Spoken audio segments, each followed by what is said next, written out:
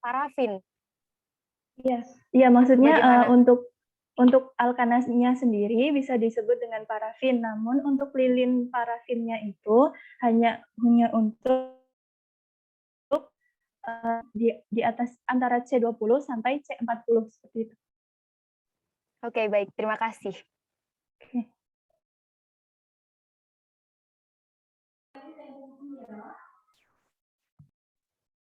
Oke, terima kasih Fahmi atas penjelasannya. Kemudian izin masuk, saya ingin menjawab pertanyaan dari Indi, yaitu mengapa teori hibridisasi itu menggunakan atom H. Oke, orbital-orbital hidrogen yang digunakan itu kan sebagian besar sebagai dasar skema hibridisasi. Maksudnya gini, orbital-orbital hidrogen itu digunakan sebagai dasar skema hibridisasi karena ia ini adalah salah satu dari sedikit orbital yang persamaan Schrödinger-nya itu memiliki penyelesaian analitis yang diketahui. Seperti itu, Indi, jawaban dari saya, apakah bisa dimengerti? Baik, bisa dimengerti. Baik, terima kasih Latifah. Oke, sama-sama Indi. Permisi Latifah, mau nambahin untuk Indi pertanyaannya. Silakan Haira. Sebelumnya izinkan saya share screen sebentar ya.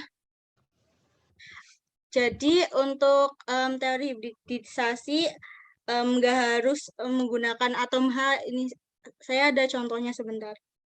Apakah terlihat? Belum. Ini udah nih. Contohnya sebentar, saya lihatnya di apa aja biar jelas.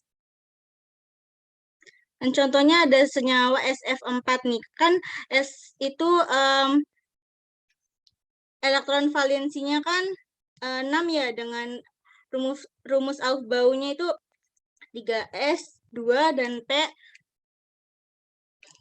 nih. Nah, kita itu membuat diagram orbitalnya dulu kan. Kalau misalnya subkulit S itu kan ada 1 ya, bisa diisi oleh 2 elektron valensi yang S itu dimasukin dulu. Nah, kemudian kita buat juga orbital kulit P, kan ada 3 yang diisi 6 elektron ya. Jadi kita masukin dulu elektron valensi yang S, yaitu ada 6 elektron valensi. Nah, kemudian untuk memasukkan F-nya itu kan berjumlah 4 ya. Di sini ada F-nya 4. Sedangkan di sini masih tersisa 2 ruang untuk elektron masuk.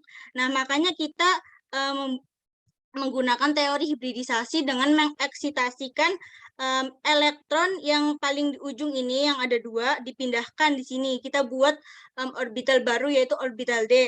Nah, kan berarti ini ruangannya udah kosong juga ya. Kekurangan masing-masing kekurangan 1 elektron.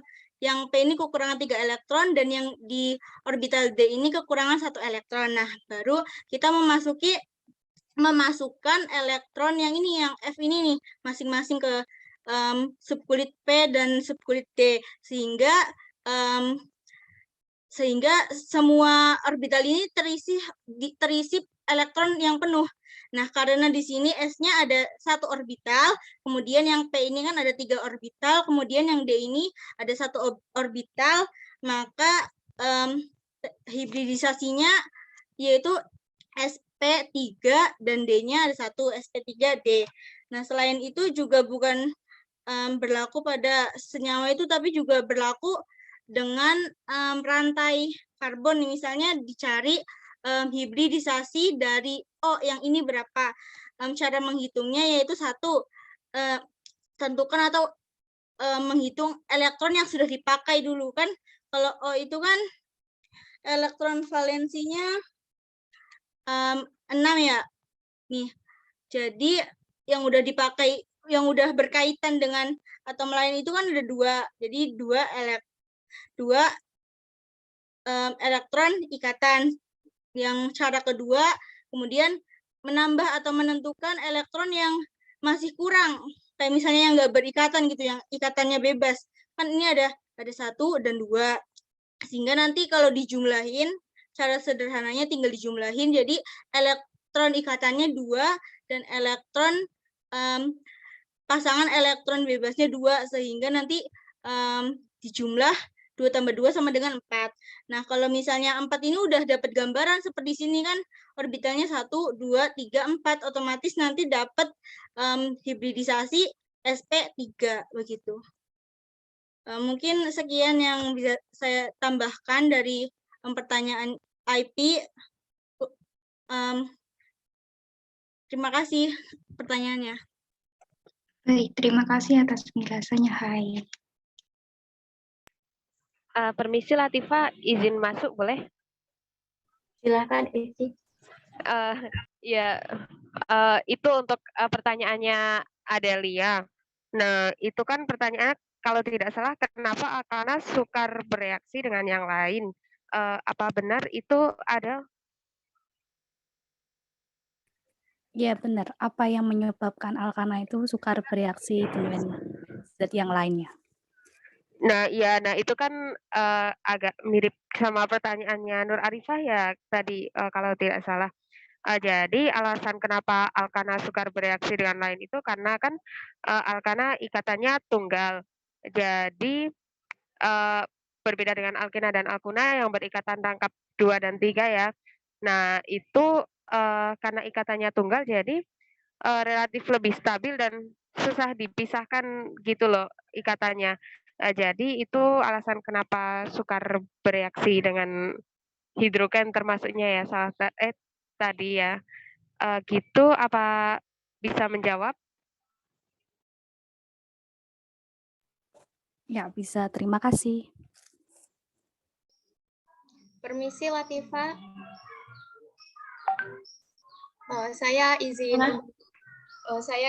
untuk menjawab pertanyaan dari Ageng. Nah, di antara keempat gaya van der Waals, manakah yang merupakan memiliki ikatan paling besar, paling kuat? Nah, menurut saya, maaf jika ada kesalahan, menurut saya itu yang memiliki ikatan paling besar adalah gaya ion dipol. Nah, gaya ion dipol itu sendiri adalah gaya tarik-menarik antara suatu ion dengan molekul polar. Nah, di mana kita tahu bahwa gaya tarik-menarik ion itu memiliki ikatan yang paling kuat karena dia memiliki nilai keelektronegatifan yang lebih tinggi dibandingkan dengan senyawa-senyawa kovalen. Nah, untuk yang kedua, yaitu yang memiliki gaya tarik-menarik kuat, dipol-dipol. Nah, kenapa? Karena dipol-dipol ini terjadi antara molekul kovalen polar dengan molekul kovalen polar, di mana kita tahu bahwa kedua-duanya itu memiliki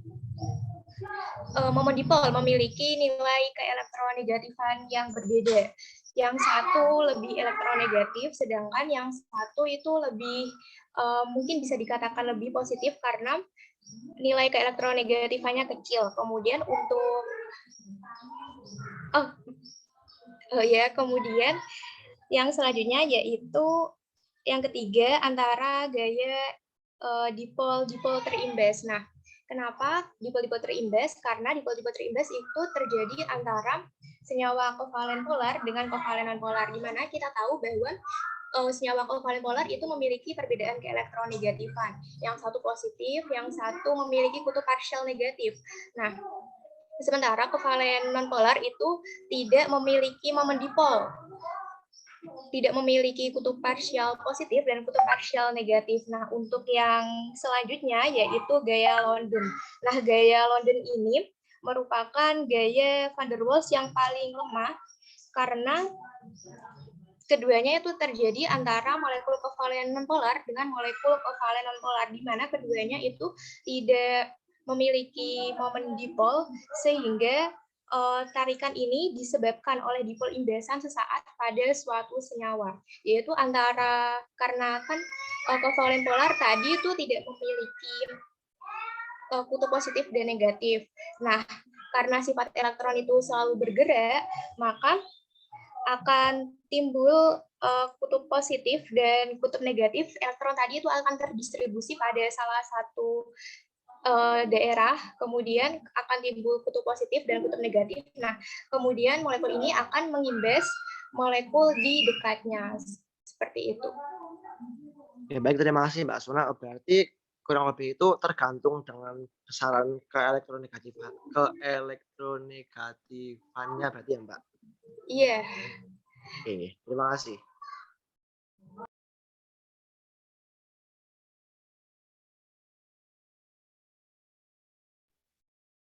Oke, terima kasih Sona atas penjelasannya. Kemudian tinggal kurang dua jawaban lagi dari pertanyaan Rena dan juga Roja. Dari teman-teman mungkin ada yang bisa mau menambahkan ataupun menanggapi, silahkan. Izin masuk boleh Mbak Latifah? Boleh, silahkan Ageng. Ya, mungkin izin sedikit membantu menjawab pertanyaan dari Mbak Arina. Ya kan ada 2 pertanyaan. Di sini saya izin menjawab yang kedua terlebih dahulu yang mengenai titik silang titik nol itu kan. Nah, itu sebenarnya itu kalau sepaham saya itu merupakan salah satu teori dari Lewis ya, atau biasa disebut juga sebagai dot elektron, titik elektron. Nah, itu tuh digunakan sebagai penanda jumlah jumlah elektron yang dipakai antara unsur satu dan juga unsur yang lain.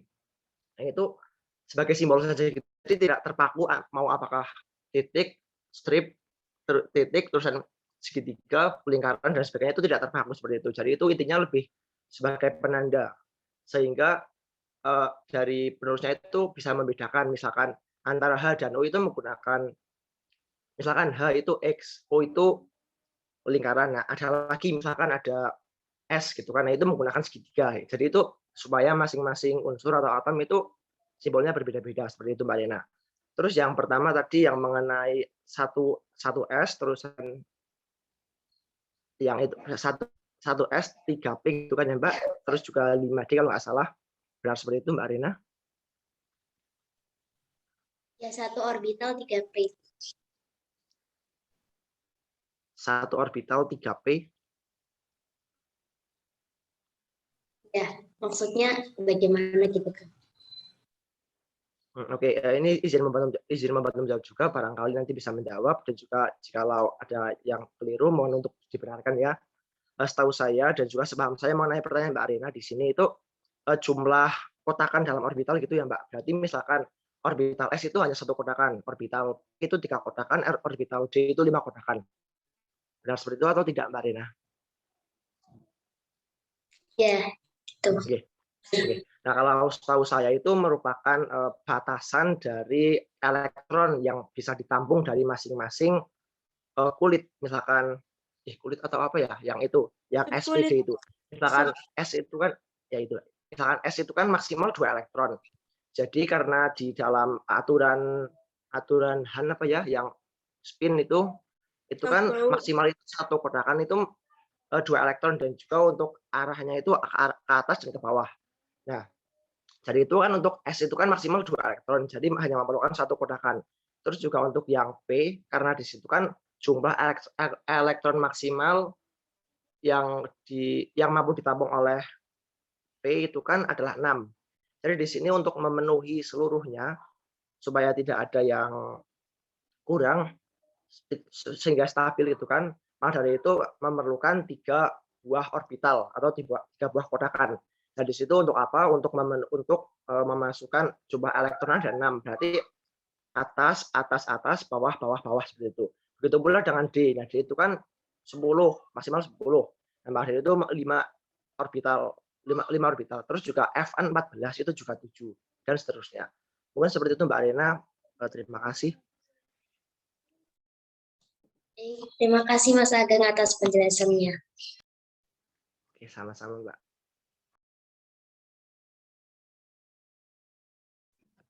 Terima kasih Ageng atas penjelasannya. Selanjutnya dari teman-teman ada yang bisa menanggapi ataupun menambahkan dari pertanyaannya Roja, yaitu terkait dengan pembakaran dan juga mengapa ikatan hidrogen itu hanya F, O, dan N. Silahkan. Saya mau izin masuk untuk menjawab pertanyaan Roja yang mengenai ikatan hidrogen. Nah, ikatan hidrogen itu terbentuk dari senyawa-senyawa dengan atom-atom yang memiliki perbedaan keelektronegatifan yang tinggi. Maka ketika atom-atom tadi keelektronegatifanya tinggi, maka senyawa yang terbentuk itu menjadi sangat polar. Nah, hal ini terjadi karena tertariknya pasangan elektron yang digunakan bersama ke arah atom yang memiliki keelektronegatifan yang besar. Seperti itu. Jadi ikatan hidrogen itu terjadi antara atom-atom yang memiliki perbedaan keelektronegatifan yang tinggi.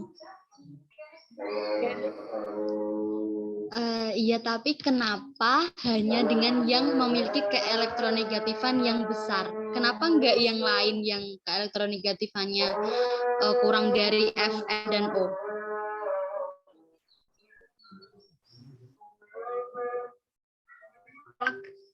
Itu ketika dia itu bisa dikategorikan sebagai gaya van der Waals. Nah, di sana kan ada gaya London. Nah, gaya London itu terjadi apabila kedua atom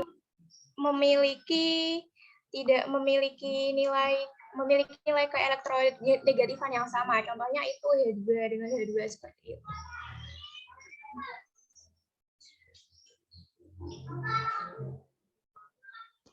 Izin menambahkan boleh, Mbak Sona? Iya, silakan.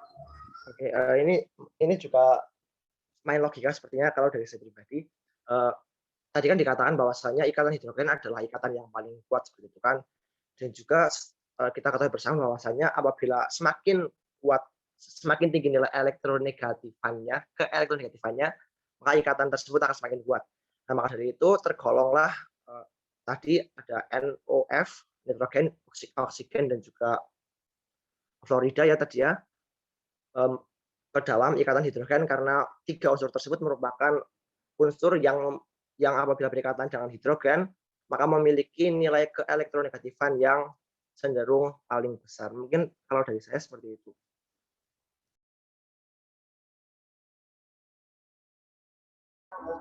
Baik, mungkin bisa saya terima. Terima kasih untuk Sona dan Ageng atas penjelasannya.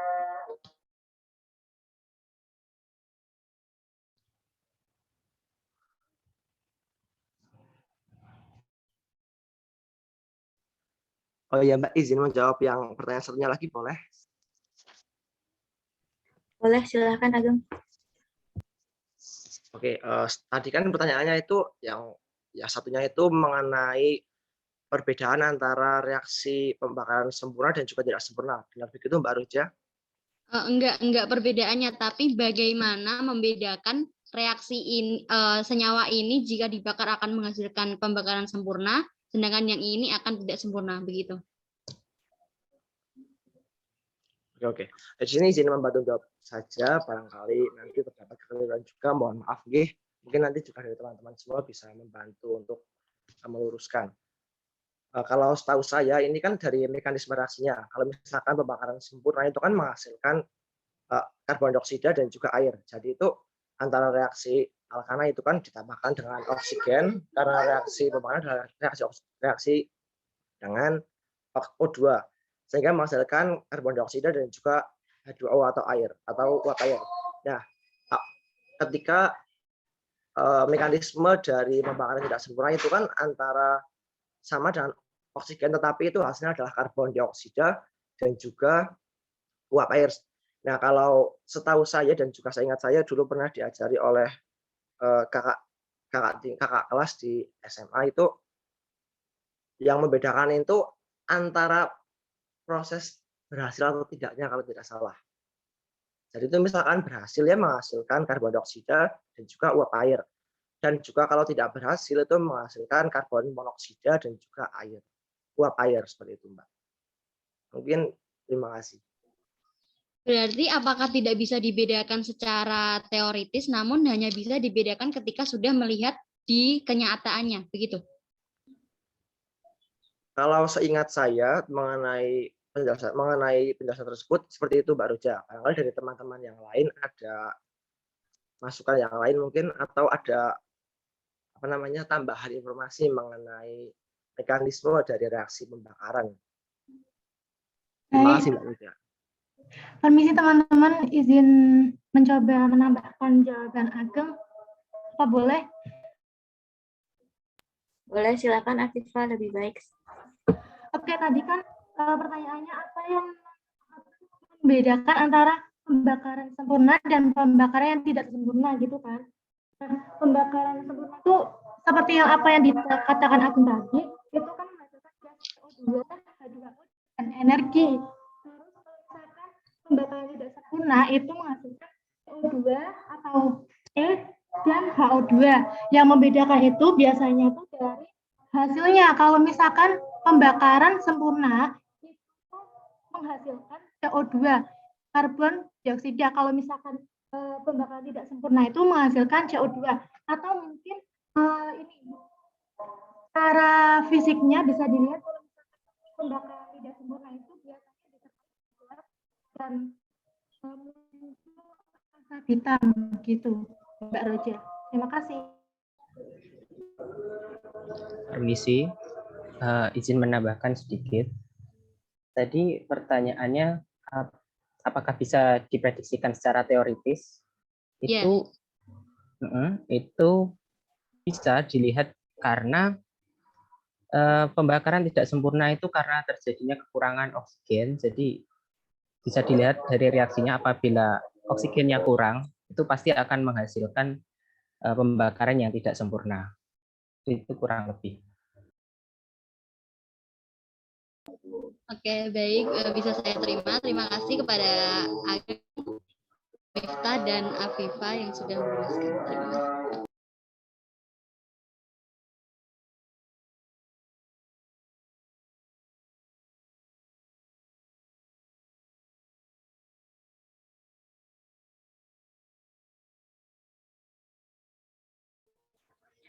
Oke, baik semuanya, teman-teman sudah bertanya aktif dan saling menambahkan serta menyanggah ya, supaya lebih mematangkan lagi pemahaman kita. Untuk itu, kepada Bu Nanik selaku dosen pengampu dipersilahkan untuk meluruskan dan menambahkan terkait pembahasan materi pada siang hari ini.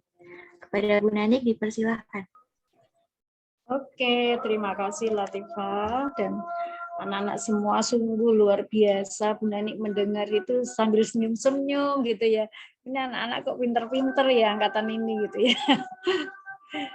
Di alhamdulillah berarti generasi milenial itu kan makanannya mungkin lebih bergizi gitu ya, sehingga kalian lebih pintar-pintar gitu ya. Oke, jadi PPT sudah sangat bagus, tapi mungkin nanti bisa diedit sebelum di-share mungkin ya. Bagian-bagian yang cropping ada ya tadi ya, bagian yang cropping ini ya. Kalian struktur sudah bisa menulis dengan menggunakan ChemDraw?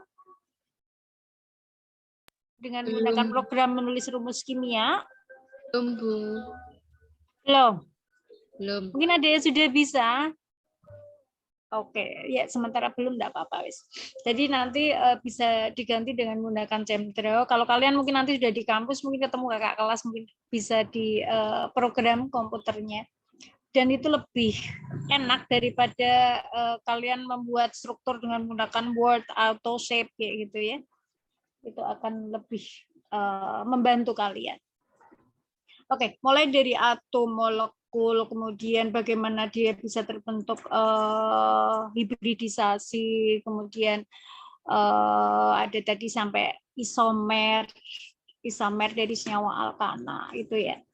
Jadi benar tadi yang dikatakan temanmu itu bahwa reaksi alkana itu kenapa kok dia bisa terbentuk senyawa karbon dioksida, ada yang terbentuk karbon monoksida, itu tergantung dari berapa jumlah atau oksigen yang terlibat di sana. Dan bisa dilihat nanti adalah hasilnya. Hasilnya apakah dia itu teroksidasi sempurna atau tidak. Tapi kalau kita melihat dari berapa yang terlibat jumlah oksigennya di sana, berapa dia membutuhkan, berapa energi yang dibutuhkan untuk reaksi itu bisa dilihat di awal. Itu nanti di kimia fisik nanti untuk menjelaskan berapa energi yang dibutuhkan misalnya untuk reaksi pembakaran itu. Kemudian tadi bagaimana suatu atom membentuk suatu molekul, itu kan intinya bahwa atom antara atom satu dengan atom yang lain itu kan membentuk suatu ikatan ya, baik ikatan ion atau ikatan kovalen. Kemudian Nah, dalam membentuk ikatan itu ada ikatan yang sifatnya lemah, ada yang sifatnya kuat gitu ya. Ada ikatan lemah dan ikatan kuat. Nah, ikatan yang lemah itu kalau ada pengaruh dari luar, dia akan mudah sekali putus. Nanti kita yang akan dibicarakan untuk reaksi-reaksi selanjutnya. Kenapa ikatan itu yang lebih mudah putus? Kenapa ada ini ikatan yang sangat kuat sehingga dia sulit untuk putus? Misalnya ada overlap antar orbital S dengan orbital S gitu ya. Jadi membentuk ikatan sigma. Tadi di PPT ini belum disinggung antara ikatan sigma dan ikatan pi gitu ya. Jadi kalau ikatan itu bisa terbentuk antara dua elektron atau dua orbital yang bisa saling overlap antara satu orbital satu dengan orbital yang lain. Jadi atom satu dan atom yang kedua bisa overlap membentuk suatu ikatan kimia. Nah, overlap antar orbital itu yang menyebabkan dia ikatannya itu lemah atau kuat. Nah, kalau antar orbital P tadi dijelaskan dengan hibridisasi juga ya, gambaran itu. Kalau orbital P dengan orbital P dia itu saling overlap. Overlap tahu ya maksudnya ya, saling berikatan gitu ya. Saling tumpang tindih. Jadi karena bentuk orbital P itu kan kalau overlap dia tidak akan kuat, sehingga nanti kalau misalnya dalam suatu ikatan itu ada ikatan sigma dan ikatan pi, maka yang lebih mudah putus itu adalah ikatan pi karena itu terjadi antara overlap orbital P. Seperti bola terpilin itu ya bentuknya. Kalau orbital S kan bentuknya seperti bola seperti bulat gitu ya, sehingga overlapnya sempurna. Kemudian terus kenapa tadi bisa membentuk senyawa-senyawa sp3, sp atau sp2 gitu ya? Itu kita bisa jelaskan dengan menggunakan teori hibridisasi. Tadi temanmu baru nanti ditambahkan untuk hibridisasi sp. Tadi kan baru ditulis untuk sp3 ya. Jadi kalian tambahkan untuk hibridisasi sp2 dan sp. Jadi biar teman-teman bisa membedakan mana yang sp2 itu yang mana. Karena maksudnya sp3 di situ, coba ditayangkan yang sp3 tadi.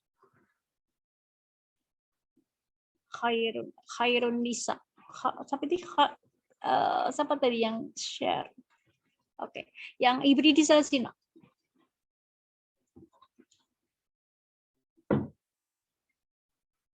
Oke.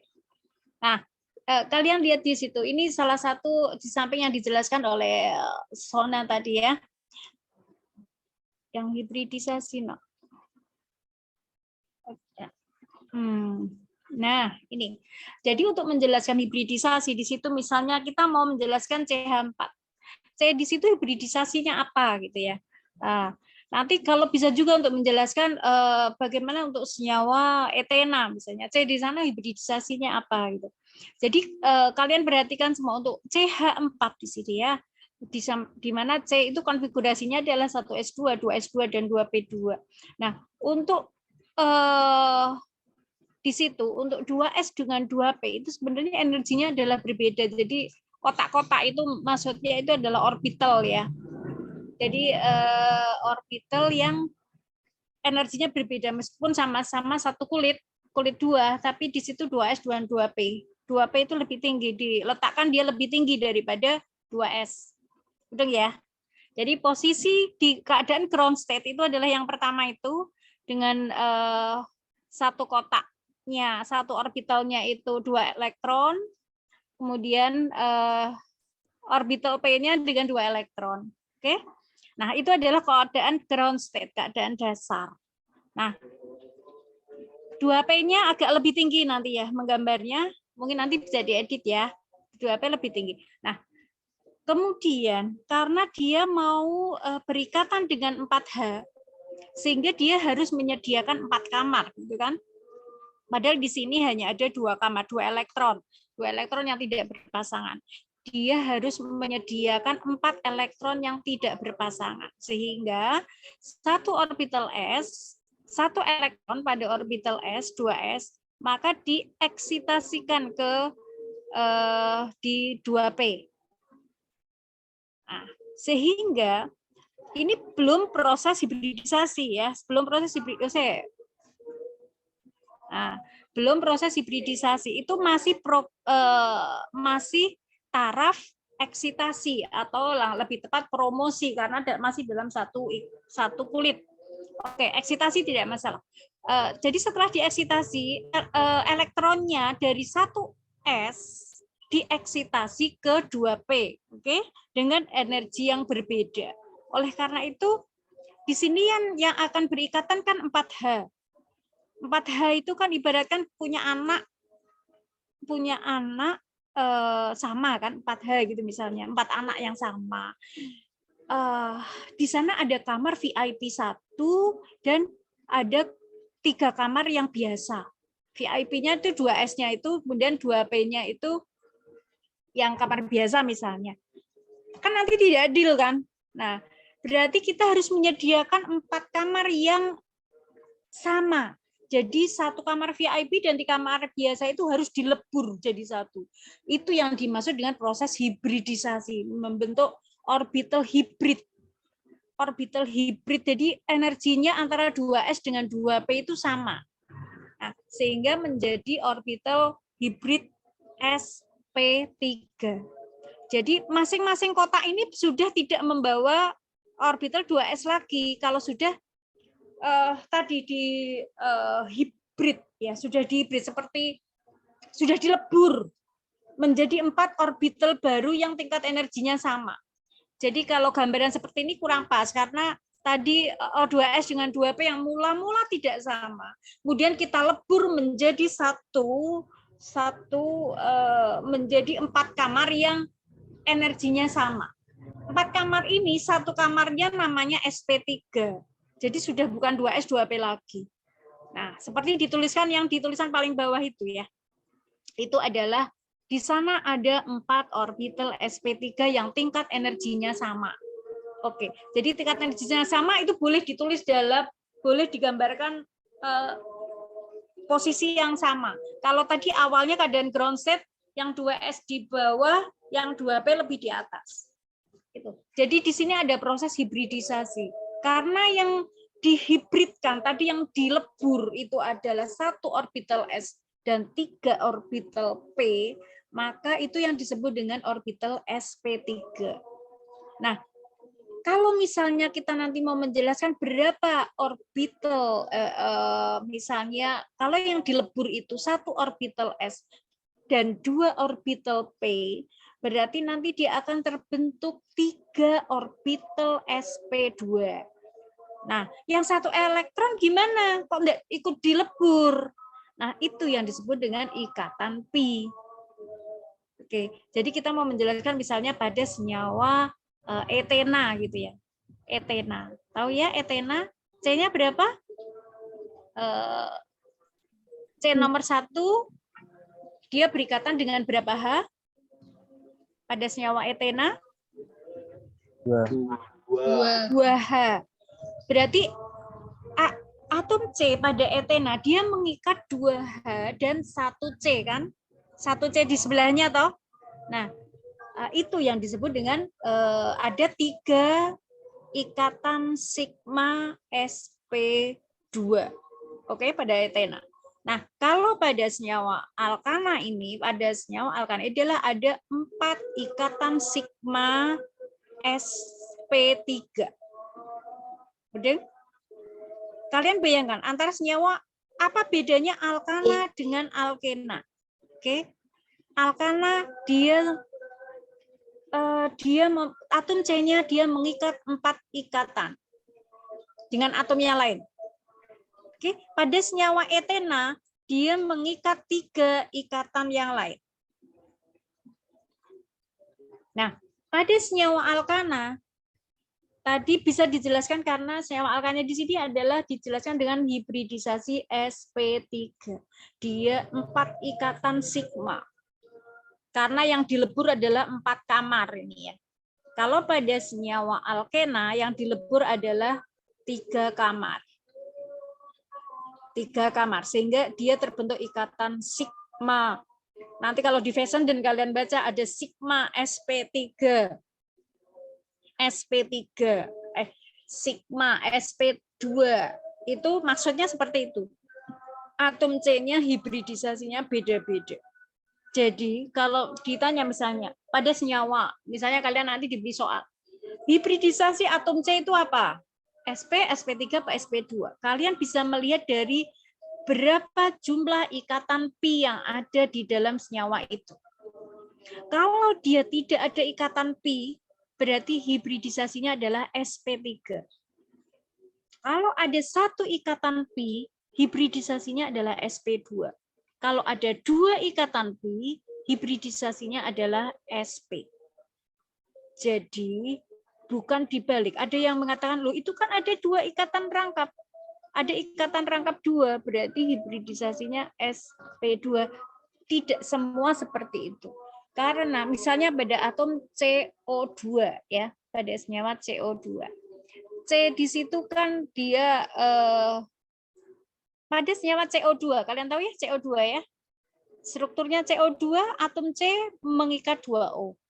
Di sana ada dua ikatan sigma dan dua ikatan pi. Mudah enggak? C berikatan dengan O, yang satunya berikatan dengan O, begini ya. Dalam satu ikatan itu kan ada ikatan rangkap. Ikatan rangkap itu berarti ada ikatan sigma dan ikatan pi. Nah, ikatan sigma C dan ikatan pi, ikatan sigma dan ikatan pi. Masing-masing dia mempunyai dua ikatan sigma dan dua ikatan pi. Jadi kesimpulannya begini. Untuk senyawa CH4, dia meleburkan 4 kamar sehingga dia membentuk 4 orbital hibrid namanya ya. Yang dituliskan di tabel itu, anak-anak, kalian lihat itu ada yang disebut orbital hibrid. Itu maksudnya orbital yang dilebur tadi. Orbital yang dilebur jadi satu. Kalau ada orbital hibrid sp, berarti yang dilebur hanya satu orbital s dan satu orbital p. Sisanya itu biasanya membentuk ikatan pi. Kemudian di situ ada orbital sp2, berarti yang dilebur apa? Satu orbital s dan dua orbital p. Yang sp3 juga demikian, satu orbital s dan 3 orbital p. Nah, tadi dijelaskan Sona juga ya bahwa ada orbital sp3d misalnya. Berarti di situ yang dihibrid, yang dilebur itu adalah orbital s dan p3 dan d.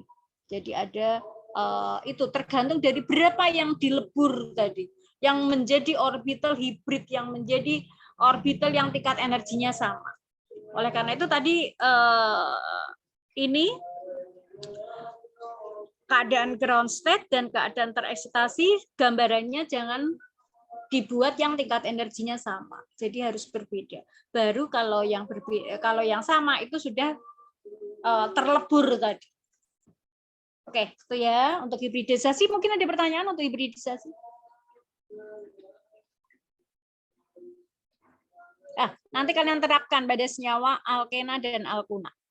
Pada senyawa alkena dan alkuna hibridisasinya apa pada senyawa atom C. Nah, pada senyawa CH4 ini misalnya ya, atom C-nya tadi sp3 ya. Berarti dia kan berikatan dengan atom H. Atom H kan hibrid orbitalnya apa? S kan?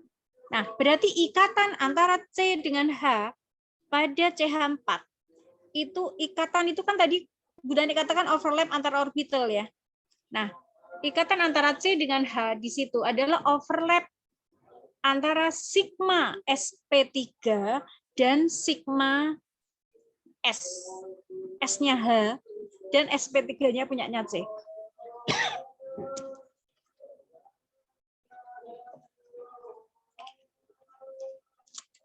Betul. Nah, nanti di Fessenden ada banyak contoh di situ. Antara overlap orbital. Nanti mungkin kalian baca-baca ini kok ada simbol-simbol, ada sigma sp2, sigma sp3 itu apa? Lah itu maksudnya seperti itu. Jadi misalnya pada senyawa etena tadi ya. Pada senyawa etena antara C dengan C Tadi kan ada ikatan sigma dan ikatan pi ya. Lah, ikatan sigmanya itu sigma apa itu antara C dengan C pada etena? Nah, pada senyawa etena, C yang satu ini kan tadi hibridisasinya sp2. C yang kedua hibridisasinya sp22. Sehingga sigmanya ini adalah sigma sp2 sp2. Jadi overlap antar orbital hibrid sp2 dan sp2. Begitu ya. Itu untuk konsep hibridisasi, kemudian sampai bisa terbentuk ikatan. Baik ikatan sigma atau ikatan pi. Kemudian nanti kalau tadi ada apa tadi? Nah, ikatan hidrogen. Ikatan hidrogen itu, kalau kalian ditanya, ikatan hidrogen itu apa? Ikatan hidrogen itu adalah ikatan antara H yang miskin elektron dengan unsur elektronegatif. Jadi, itu yang disebut dengan ikatan hidrogen. Apakah semua H bisa mengadakan ikatan hidrogen? Jawabannya tidak. Karena H yang berikatan hidrogen itu adalah H yang terikat pada unsur elektronegatif. Oke, coba dilihatkan tadi yang ikatan hidrogen. Tadi slide yang ikatan hidrogen.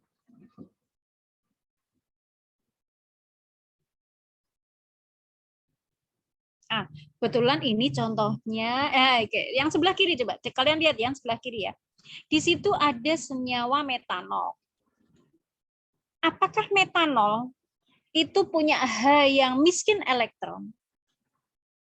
Maksudnya H miskin elektron atau H yang bermuatan positif, ya semuanya bermuatan miskin elektron. Maksudnya H yang berikatan dengan unsur elektronegatif. Nah, kalian lihat di situ pada senyawa metanol dia mempunyai H yang terikat pada OH ya. Oke, di slide show udah apa? Slide show. Ben kelihatan jelas.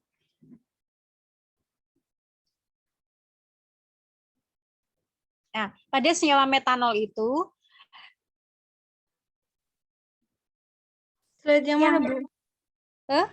Iya benar yang ini. Nah, pada yang ini ya. Yang sebelah kiri itu kan senyawa metanol. Sebelah kiri senyawa metanol. Untuk senyawa metanol dia bisa berikatan hidrogen dengan senyawa metanol. Kenapa? Karena dia mempunyai H yang positif, H yang terikat pada unsur elektronegatif. Beda kan di sana di metanol kan ada dua jenis H kan? H yang terikat pada O dan H yang terikat pada C. Nah, H yang mana yang bisa berikatan hidrogen? Itu adalah H yang terikat pada O. Oke? Jadi tidak semua hidrogen bisa mengadakan ikatan hidrogen. Itu yang perlu dicatat. Jadi yang bisa mengadakan ikatan hidrogen hanya hidrogen yang terikat pada unsur elektronegatif. Misalnya di situ pada O. Jadi dia kenapa yang berikatan hidrogen tidak bisa H yang terikat pada C di situ pada senyawa metanol, tapi H yang terikat pada O. Itu ya untuk menjelaskan seperti itu. Nah, misalnya pertanyaannya, jadi syarat senyawa bisa mengadakan ikatan hidrogen. Satu, dia mempunyai H yang miskin elektron. Yang kedua, dia mempunyai unsur elektronegatif. Sekarang pertanyaan Bu Nani. Apakah senyawa metanol bisa bereaksi, bisa berikatan hidrogen dengan air?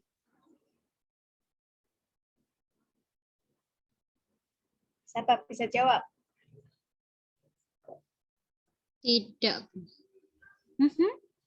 Kenapa tidak, Roje? Alasannya apa?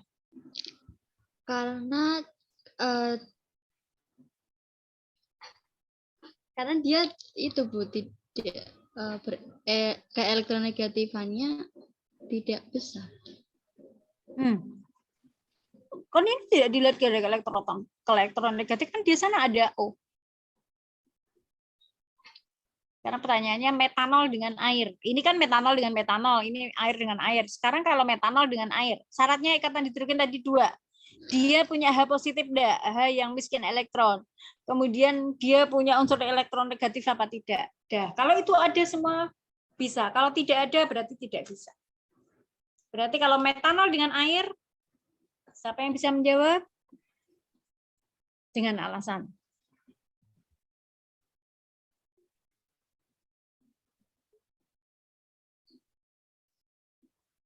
Loh, kan udah dijelaskan Bu Nani tuh. Dia punya H positif enggak? Metanol dengan air ada enggak? Adakah H yang terikat pada unsur elektronegatif? Tidak. Loh, H yang pada metanol kan ada. Ada, Bu. CH4 plus H2O, jadinya CO plus 32. Jangan-jangan begitu. Enggak, maksudnya unsur elektronegatif ada. O kan, pada metanol dan air. Dia punya unsur elektronegatif, toh. Nah, sekarang pertanyaannya dia punya H yang terikat pada unsur elektronegatif apa tidak? Tidak. Lu metanol maksudnya Ada, Bu. Ada. Oh, Ada, Bu. Ada. Punya. Ngono cah cilik punya apa tidak? Tidak. Tidak apa punya? Punya. Ayo, punya apa tidak? Punya. Punya. Punya. Kok bisa punya? Dilihat dari mana? Ada oksigennya. Nah, ada oksigennya. Di yang punya H positif di metanol atau yang di air?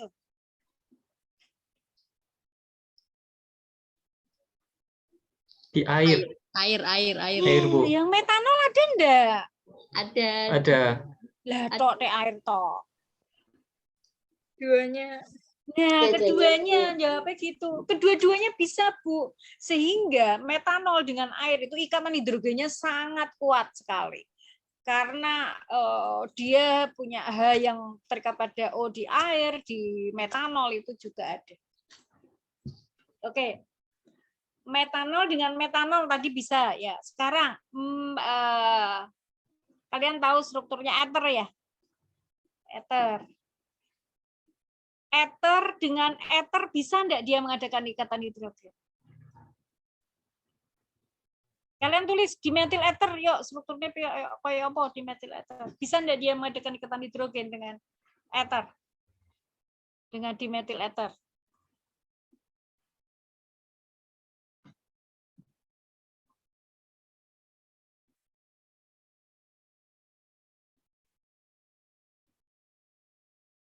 Ayo cepat. Ada enggak hidrogen di metil ether, ada hidrogen yang miskin elektron apa enggak?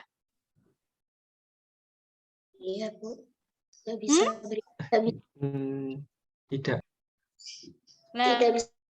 satu ditunjukkan teman. Pada senyawa di metil ether ada hidrogen yang miskin elektron apa tidak?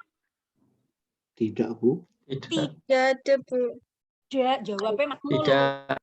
Tidak. Jadi mahasiswa itu salah pun jawab mantap. Apalagi nanti kalau ujian skripsi gitu, pokoknya salah mantap gitu. Kayak pinter loh kayak. Ya memang pinter kok, Bu gitu. Terus gini, oke, dia tidak punya H positif sehingga antara ether dengan ether dia tidak bisa mengadakan ikatan hidrogen. Etanol dengan etanol bisa enggak? Bisa. Bisa. Kenapa bisa? Karena dia punya H yang miskin elektron dan berikatan dengan oksigen juga. Oke. Kalau sekarang etanol ini dengan dimetil ether, dia bisa enggak mengadakan ikatan hidrogen? Tidak. Kenapa tidak? Kenapa bisa? Karena dimetil ether tidak memiliki H yang miskin elektron. Lah etanol? Punya. Lah. Bisa. Piye Kahar? Gimana penjelasanmu? Yang ini dua kubu loh, Kahar. Kalau menurut saya bisa, Bu. Kenapa bisa? Soalnya yang etanol itu ada H-nya, sedangkan di metil ether kan nggak ada, tapi kan ada H+-nya, jadi bisa nyambung gitu loh. Jadi ikatan hidrogennya antara apa dengan apa? Atom apa dengan atom apa? Antara O dengan C. Hah? O dengan Apa? Ayo yang lain. Oke, sudah mengerucut. Oke, terus siapa yang mau menjawab? O dan CH, Bu. O dan CH. Tadi ikatan hidrogen ikatan antara apa dengan apa? O dengan H, Bu. Iya, O dan H. Iya, O dan Ya, O-nya siapa, H-nya siapa? Harus jelas. O-nya etanol. Oh, saya salah. etanol. Musik salah satu sing jawab sopo? Roja. Roja apa Kahar? Kahar Bu yang punya ide Kahar Bu. Yo, Kahar. O-nya etanol dengan hanya dimetil ether. Hanya dimetil ether apa ada H yang muatan positif? Ada H yang miskin elektron. Yuk, kurang tepat. Saya mau coba, Bu. Oke, silakan. O-nya yang dimetil ether sama H-nya yang etanol. Iya, bagus. Nah, kenapa bisa begitu, Nabila? Karena kalau dimetil ether itu kan nggak punya H, jadi yang nyumbang H itu etanol. Jangan mengatakan tidak punya H, dia punya H. Iya, tapi maksudnya H yang miskin elektron tadi. Iya. Jadinya yang nyumbang H, yang miskin elektron itu etanol. Jadi bisa berikatan hidrogen. Jadi berikatan hidrogen berarti H di mana? H yang mana? Hanya yang etanol. H punyanya etanol dengan O yang dimetil ether. Iya, bagus begitu. Jadi gitu ya Kak Haro jembok wale. Bukan sekedar H dengan O, tapi H yang di mana? Gonmu arep H yang punyanya ether dengan O-nya etanol ya iso. Yang bisa adalah hanya etanol, yang H pun H etanol yang terikat pada O dengan dimetil ether. Gitu ya. Oke, ini kok sudah 2 jam nih, lumayan. Oke, terus tadi ada mengatakan pada senyawa alkana hanya bisa mengadakan isomer rangka, kurang tepat. Ada senyawa alkana bisa mengadakan isomer geometri, isomer optik pada senyawa 2-metil butana. 2-metil butana dia mempunyai satu atom C chiral. Sehingga dia bisa mengadakan isomer geometri juga. Jadi tidak hanya isomer rangka. Oke, itu. Jadi isomer intinya adalah dia mempunyai rumus molekulnya sama, gitu ya, rumus molekulnya sama. Tinggal nanti ada diubah-ubah, bisa isomer rangka atau isomer geometri atau isomer yang lain. Kalau dia memang punya gugus fungsi, ya berarti gugus fungsinya yang berbeda, mungkin seperti etanol dan dimetil ether. Ini kan termasuk isomer fungsi juga. Itu mungkin untuk diskusi hari ini. Nah, oke, yang tentang parafin tadi sudah dijelaskan temanmu ya, sudah jelas saya kira. Jadi semua alkan itu adalah bisa dikatakan parafin. Tapi yang disebut lilin itu adalah yang 20 ke atas. Oke, saya kira kok hari ini untuk Zoom-nya kita cukup. Nanti kita lanjutkan diskusi di Elena ya. Tapi Bu Nani puas dengan diskusi kalian yang tanpa beban gitu ya. Pokoknya kalian membaca latihan ngomong, jadi latihan sebagai debat ya. Terutama istijabah nih wajahnya seperti apa sih? Kayaknya suaranya seperti suara pramugari gitu loh. Nanti mendengarkan isti itu kayak berada di pesawat gitu. Enak sekali suaranya. Kamu ikut UNES TV, Is?